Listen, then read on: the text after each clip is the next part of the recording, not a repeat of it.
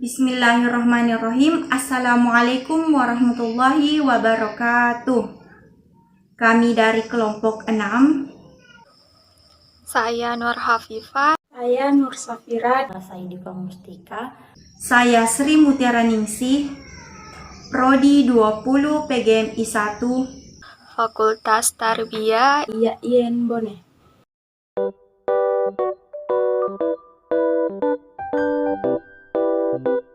Teman-teman, perlu kita ketahui bahwasanya model pembelajaran berbasis permainan adalah permainan yang didesain khusus untuk pembelajaran. Desain permainan tersebut mengaitkan antara materi, konsep-konsep, peristiwa, dan juga keterampilan yang seharusnya dimiliki oleh anak sesuai dengan ketentuan yang diharapkan. Kemudian, teman-teman, pembelajaran berbasis permainan ini sudah ada sejak zaman dahulu. Permainan tidak bisa dilepaskan dengan dunia anak-anak. Pada umumnya, setiap orang itu menyukai yang namanya permainan. Kita menyukai permainan karena di dalamnya terdapat unsur yaitu rekreasi dan juga ada unsur tantangan sehingga dapat menghilangkan stres. Nah, teman-teman, selanjutnya begitu banyak manfaat yang dapat diperoleh dari pembelajaran berbasis permainan ini. Kita dapat meningkatkan kemampuan kognitif, afektif, dan psikomotorik dari peserta didik. Dalam aspek kognitif, kita dapat meningkatkan kepekaan anak terhadap materi yang kita tuangkan dalam pembelajaran berbasis permainan. Kita sebagai guru yang kreatif, kita harus mampu menuangkan materi ke dalam permainan. Hal ini dapat memudahkan peserta didik dalam menerima dan juga memahami materi itu dikarenakan materi itu menjadi menyenangkan dan juga berkesan bagi peserta didik. Kemudian, dalam aspek afektif, peserta didik dapat meningkatkan kemampuannya terhadap teman-temannya. Contohnya dalam hal berkomunikasi, menjalin kerjasama, sportivitas, dan lain-lain sebagainya.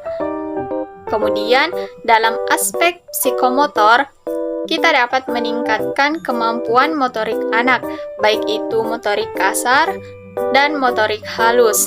Teman-teman, pembelajaran berbasis permainan mempunyai beberapa kelebihan. Di antaranya yaitu yang pertama, menyediakan aktivitas pembelajaran yang atraktif karena dalam permainan peserta didik cenderung aktif dan juga merasa senang. Kemudian yang kedua, bersifat menghibur. Artinya, pembelajaran tidak dilakukan seperti biasanya sehingga peserta didik lebih tertarik melakukannya. Dan yang ketiga, menciptakan suasana yang menyenangkan dan rileks sehingga dapat membantu peserta didik mencapai tujuan yang ditetapkan. Nah, di samping kelebihan itu, jika pembelajaran berbasis permainan tidak didesain dan dikelola dengan baik, akan muncul beberapa kelemahan.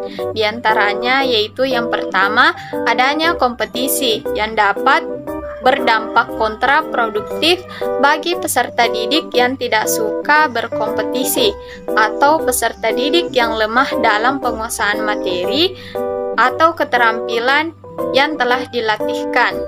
Kemudian yang kedua, peserta didik dapat terjebak hanya pada kesenangan bermain dan melupakan tujuan belajarnya.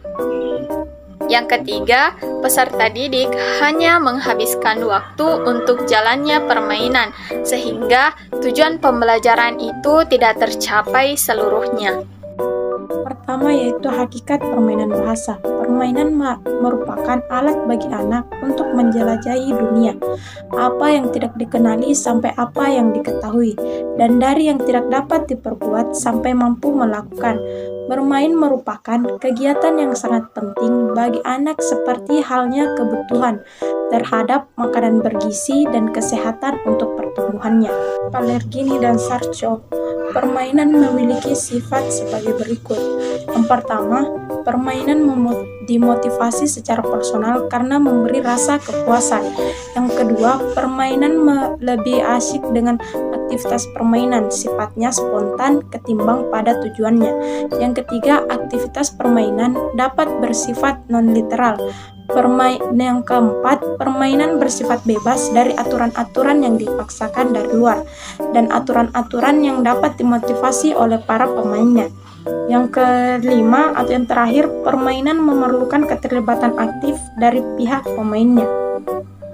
Dalam hal ini, permainan dapat menghubungkan pengalaman-pengalaman menyenangkan antara mengasyikan, bahkan ketika siswa terlibat dalam permainan secara serius dan menggunakan sifat sukarela dan motivasi datang dari dalam diri siswa sendiri secara spontan. Menurut Hidayat, permainan memiliki ciri-ciri sebagai berikut.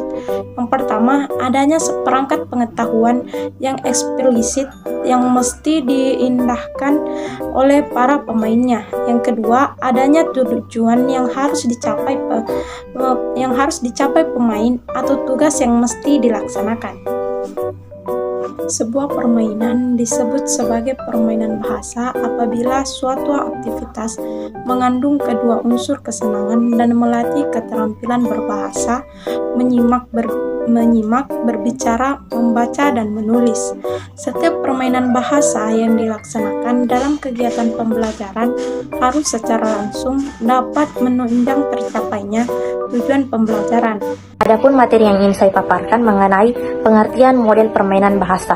Adapun pengertian dari model permainan bahasa memiliki 5 klarifikasi utama. Yang pertama, suara, kemudian yang kedua, gambar, kemudian yang ketiga, garis, kemudian gerak, dan yang terakhir tulisan. Model permainan bahasa termasuk dalam kategori media yang terdiri atas paduan suara dan gerak. Sesuai dengan klarifikasi tersebut, permainan bahasa merupakan kelompok media pembelajaran bahasa yang hanya sesuai dan untuk dilaksanakan untuk kelas kecil. Kemudian media ini merupakan media yang hampir tidak memerlukan hardware. Jadi media ini tidak memerlukan hardware, akan tetapi media ini memerlukan aktivitas yang dilakukan oleh siswa dengan jalan bermain, yaitu dapat diperoleh dalam suatu kegembiraan atau kepuasan. Di balik kegembiraan atau kepuasan tersebut, sebenarnya siswa memperoleh sejumlah keterampilan. Jadi dalam permainan ini tidak diperlukan hardware, akan tetapi bagaimana nantinya seorang pendidik atau tenaga pendidik di sini dapat melakukan kegembiraan atau kepuasan di dalam permainan berbahasa yang dilakukan di kelas kecil. Kemudian selanjutnya, setiap permainan terdapat suatu tantangan yang harus dihadapi. Tantangan kadang-kadang berupa masalah yang harus dipecahkan, kadang-kadang berupa rintangan yang harus diatasi, kadang-kadang juga merupakan kompetensi yang harus dimenangkan. Untuk memperoleh pengalaman dan keterampilan dalam bidang kebahasaan dapat ditempuh melalui berbagai permainan. Materi selanjutnya yaitu permainan bahasa dalam pembelajaran bahasa Indonesia. Permainan dapat menjadi kekuatan yang memberikan konteks pembelajaran dan perkembangan masa kanak-kanak awal. Untuk itu perlu diperhatikan struktur dan isi kurikulum, sehingga guru dapat membangun kerangka pedagogis bagi permainan. Struktur kurikulum terdiri atas perencanaan yang mencakup penetapan sasaran dan tujuan, pengorganisasian dengan mempertimbangkan ruang, sumber, waktu, dan peran orang dewasa. Pelaksanaan yang mencakup aktivitas dan perencanaan pelaksanaan yang diinginkan, dan asesmen serta evaluasi yang meliputi alur umpan balik pada perencanaan. Adapun contoh-contoh permainan bahasa, yang pertama yaitu batu loncatan, yang kedua true or false, yang ketiga card short, Yang keempat, indeks card match.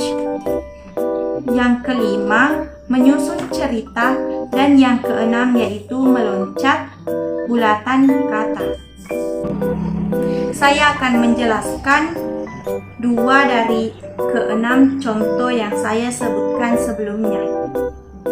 Adapun contoh-contoh permainan bahasa, yang pertama yaitu batu loncatan. Bahan-bahan yang digunakan adalah kertas karton atau kertas yang dibentuk menjadi lingkaran. Setelah itu diberikan tulisan, misalnya ayah, ibu, adik, dan kakak. Setelah itu guru memerintahkan siswa untuk meloncat pada suatu kata, misalnya ayah. Jadi siswa harus meloncat ke kata ayah. Permainan yang kedua yaitu true or false, atau dengan kata lain benar atau salah. Guru membagikan kartu kepada peserta didik atau kepada siswa yang berisikan kalimat, kemudian siswa diminta untuk menjawab apakah itu true or false. Di sini siswa harus mencentang salah satunya. Cukup sekian materi yang dapat kami sampaikan, lebih dan kurangnya mohon dimaafkan. Wassalamualaikum warahmatullahi wabarakatuh.